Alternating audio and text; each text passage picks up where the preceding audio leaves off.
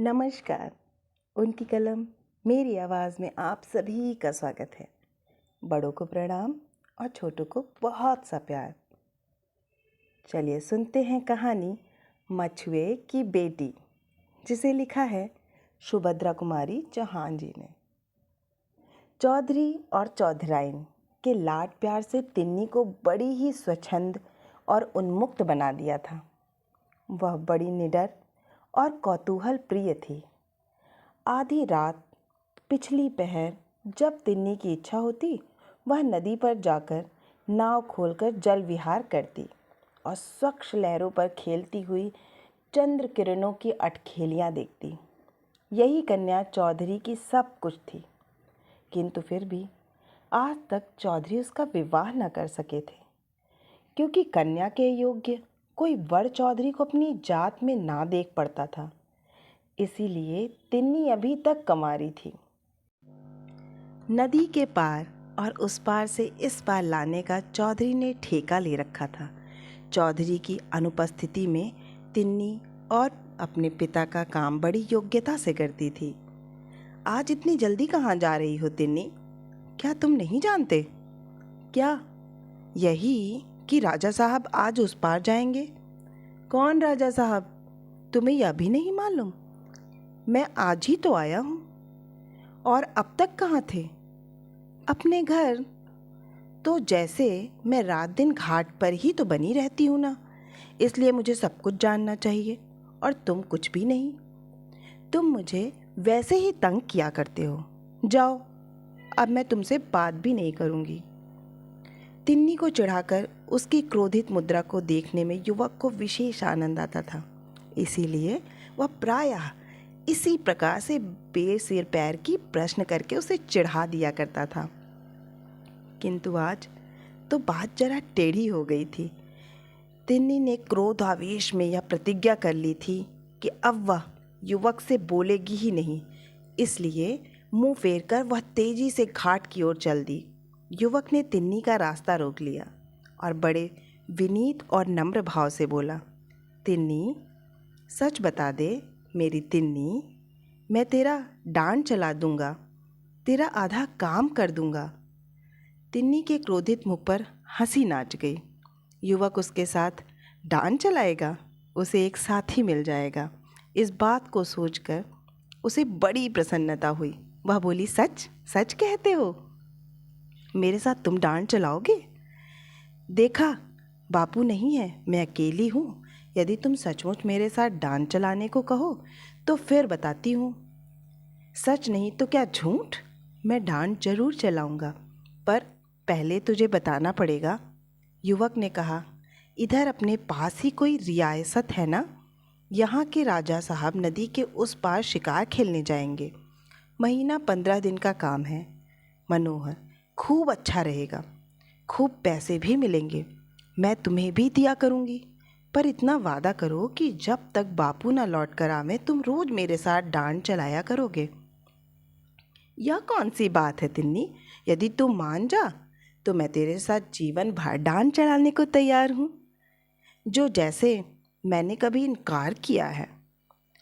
नेकी और पूछ पूछ, तुम मेरा डांड चलाओ और मैं इनकार कर दूंगी। तिन्नी, तो तू मुझसे ब्याह करोगी कि नहीं? फिर हम दोनों जीवन भर साथ साथ डांड चलाते रहेंगे। क्षण भर के लिए तिन्नी के चेहरे पर लज्जा की लाली दौड़ गई, किंतु तुरंत ही वह संभल कर बोली, कहने के लिए तो कह गए मनोहर, किंतु आज मैं ब्याह के लिए तैयार हो जाऊं तो मैं खुशी के मारे पागल हो जाऊं। फिर उसके बाद फिर मैं तुम्हें रानी बनाकर अपने आप को दुनिया का बादशाह समझूं। अपने आप को बादशाह समझोगे? क्यों मनोहर? और मैं बनूंगी रानी? पर मैं रानी बनने के बाद डांड तो ना चलाऊंगी, अभी से कह देती हूँ। तब मैं ही क्यों डांड चलाने लगा? मैं बनूंगा राजा और तुम बनोगी मेरी रानी। फिर डांड चलाने के हमारे तुम्हारे नौकर। अच्छा, यह बात है, कहकर तिन्नी खिलखिलाकर हंस पड़ी और दोनों हंसते हुए घाट की तरफ चले गए। एक बड़ी नाव पर राजा साहब और उनके पुत्र कृष्णदेव अपने कई मुसाहिबों के साथ उस पर जाने के लिए बैठे। तिन्नी कई मछुओं और मनोहर के साथ डान चलाने लगी। तिन्नी नाव भी खेती जाती और साथ ही मनोहर से हंस हंस कर बातें भी करती जाती थी। वायु के झोंकों के साथ उसके उड़ते हुए काले घुंघराले बाल उसकी सुंदर मुखाकृति को और भी मोहक बना रहे थे। कृष्णदेव उसके मुख की ओर किस स्थिरता के साथ देख रहे हैं, इस ओर तिन्नी का ध्यान ही न था। किंतु राजा साहब के पुत्र की मानसिक अवस्था छिपी न रही। युवा काल में उनके जीवन में कई बार ऐसे मौके आ चुके थे। अब कृष्णदेव प्रायः प्रतिदिन ही जल विहार के लिए नौका पर आते और डान चलाने का काम बहुधा तिन्नी ही किया करती। कृष्णदेव के मूक प्रेम और आकर्षण ने तिन्नी को भी उनकी तरफ बहुत कुछ आकर्षित कर लिया था। जिस समय कृष्णदेव नौका पर आते, उस समय अन्य मछुओं के रहते हुए भी तिन्नी स्वयं ही नौका चलाती। राजा साहब से कुछ छिपा न था। कुमार रोज जल विहार के लिए जाते हैं और तिन्नी ही नाव चलाया करती है। यह राजा साहब ने सुन लिया था। अतएव बात को इससे अधिक बढ़ने देने के अभिप्राय से राजा साहब बिना शिकार खेले ही एक दिन अपनी रियासत को लौट गए। जाने को पिता के साथ कृष्णदेव भी गए, किंतु उनका हृदय मछुए के झोपड़े में तिन्नी के ही पास छूट गया था। रियासत पहुंचकर कृष्णदेव सदा उदास और ना जाने किन विचारों में निमग्न रहते। शायद उन्हें रह रहकर मनोहर के भाग्य पर ईर्ष्या होती थी। वह सोचते, मनोहर किस प्रकार तिन्नी के पास बैठकर नाव चलाया करता था। तिन्नी कैसी घुल मिलकर हंसती हुई उससे बातें किया करती थी।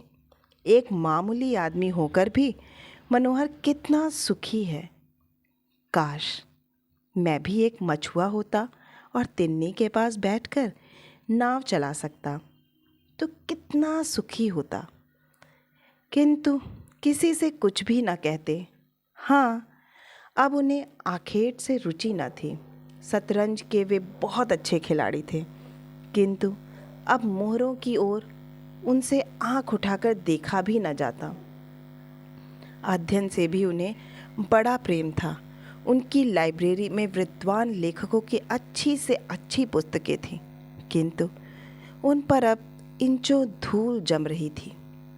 यार दोस्त आते घंटों छेड़छाड़ करते, किंतु कृष्णदेव में तिल भर का परिवर्तन न होता। उनके अंतर जगत में कितना भयंकर तूफान उठा रहा था, यह किसे मालूम था। कृष्णदेव अपनी वेदना चुपचाप पी रहे थे, किंतु उनकी आंतरिक पीड़ा को उनकी शारीरिक अवस्था बतला रही थी। उनका स्वास्थ्य दिनों दिन गिरता जा रहा था। पिता से पुत्र की बीमारी छिपी न थी। वे सब जानते थे, किंतु वे चाहते थे कि बात किसी प्रकार दबी को तभी ही रह जाए, उन्हें बीच में ना पड़ना पड़े। कृष्णदेव उनका इकलौता पुत्र था। पुत्र की चिंता उन्हें रात दिन बनी रहती थी। तिन्नी के अनिनंदीय रूप और चातुर्य ने राजा साहब को आकर्षित ना किया हो, सो बात ना थी, किंतु थी तो वह आखिर मछुए की ही बेटी। राजा साहब उन्हें उससे कृष्णदेव का विवाह करते भी तो कैसे। एक दिन राजा साहब कृष्णदेव के कमरे में गए। उस समय वह सोए हुए थे।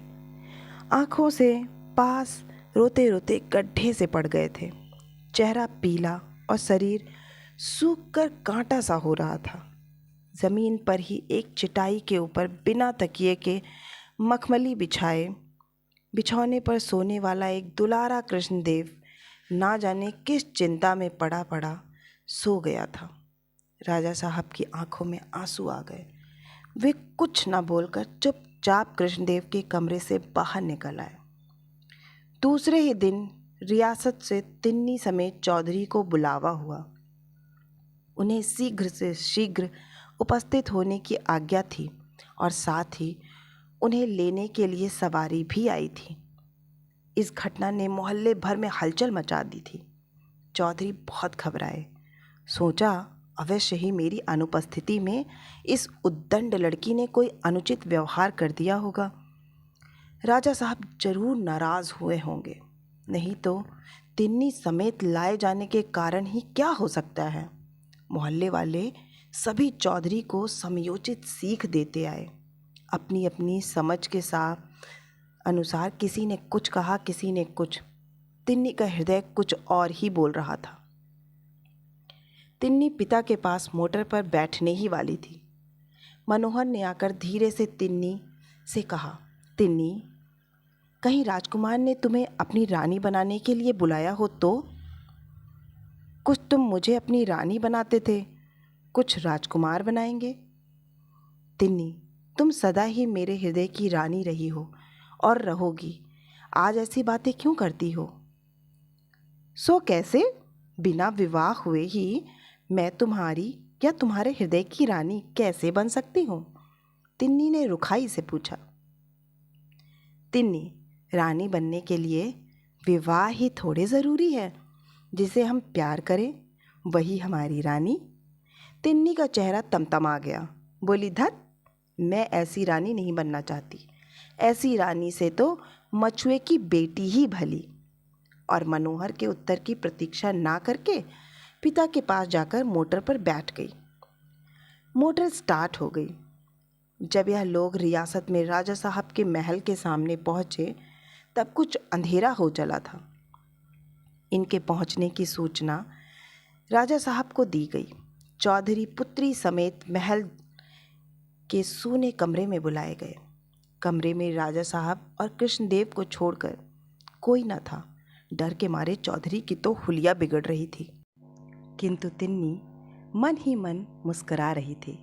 पिता पुत्री का उचित सम्मान करने के उपरांत राजा साहब ने मछुए को संबोधन करके कहा, चौधरी, हमने तुम्हें किस लिए बुलाया है कदाचित तुम नहीं जानते।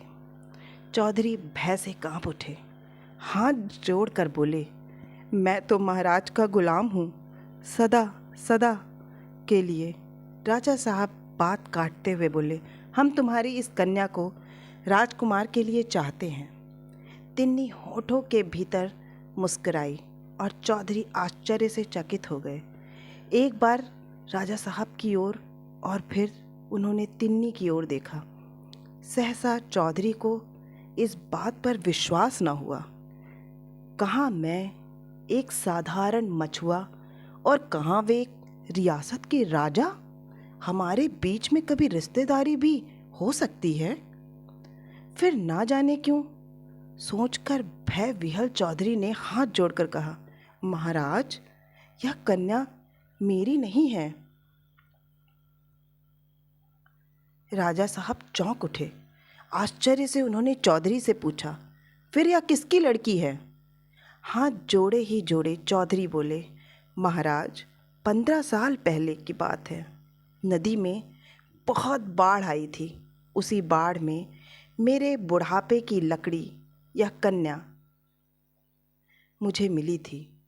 यह एक घाट पर बहती हुई आई थी और इसके गले में एक छोटी सी सोने की ताबीज़ थी। ताबीज़ का नाम सुनते ही राजा साहब को ताबीज़ देखने की उत्सुकता हुई। उनके मस्तिष्क में किसी ताबीज़ की धुंधली स्मृति छा गई। पिता के आदेश से तिन्नी गले से ताबीज़ निकालने के लिए ताबीज़ के धागे की गांठ खोलने लगी। मछुए ने फिर कहना शुरू किया, महाराज, इस ताबीज़ का भी बड़ा विचित्र किस्सा है। एक बार ताबीज़ का धागा टूट गया। कई दिनों तक याद न रहने के कारण यह ताबीज़ इसे ना पहनाई जा सकी। बस महाराज, यह तो इतनी ज़्यादा बीमार पड़ी कि मरने जीने की नौबत आ गई और फिर ताबीज़ पहनाते ही बिना दवा दारू के ही चंगी भी हो गई। तब से ताबीज़ आज तक उसके गले में पड़ी है। राजा साहब को स्मरण हो आया कि 15 साल पहले उनकी लड़की भी टेंट के अंदर से बाढ़ में बह गई थी, जिसके गले में उन्होंने भी एक ज्योतिषी के आदेश अनुसार ताबीज़ पहनाई थी। उन्होंने एक बार कृष्णदेव और फिर तिन्नी के मुंह की तरफ देखा उन्होंने उनके मुंह में बहुत कुछ समानता देख पड़ी। तब तक तिन्नी कहते हुए तिन्नी को छाती से लगा लिया। यह वही ताबीज़ थी जिसे ज्योतिषी के आदेश से राजा साहब ने पुत्री के गले में पहनाया था। पिता पुत्री और भाई बहन का यह अपूर्व सम्मेलन था। सबकी आंखों में प्रेम के आंसू उमड़ आए। अब महल के पास चौधरी के रहने के लिए पक्का मकान बना दिया गया। चौधरी अपनी स्त्री समेत वहीं रहते थे। अब उन्हें नाव नहीं चलानी पड़ती। रियासत की ओर से उनकी जीविका के लिए अच्छी रकम बांध दी गई है। राजमहल में रहती हुई भी कांति चौधरी के घर आकर तिन्नी हो जाती है। अब भी वह चौधरी के साथ उनकी थाली में बैठकर चौधराइन के हाथ की मोटी मोटी रोटियां खा जाती है। तिन्नी को बहन के रूप में पाकर कृष्णदेव को कम प्रसन्नता ना थी। वे तिन्नी का साथ चाहते थे, चाहे वह पत्नी के रूप में हो या बहन के। आशा है कि आपको यह कहानी बहुत ही पसंद आई होगी। अगर पसंद आई है तो कृपया इसे लाइक करें, अपनों के साथ शेयर करें, और अगर आप इस चैनल पे नए हैं तो इस चैनल को सब्सक्राइब करें इसी तरह की नई नई कहानियाँ और कविताओं को सुनने के लिए। फिर मिलती हूँ किसी नई कहानी या कविता के साथ। आप सभी का सुनने के लिए बहुत बहुत धन्यवाद।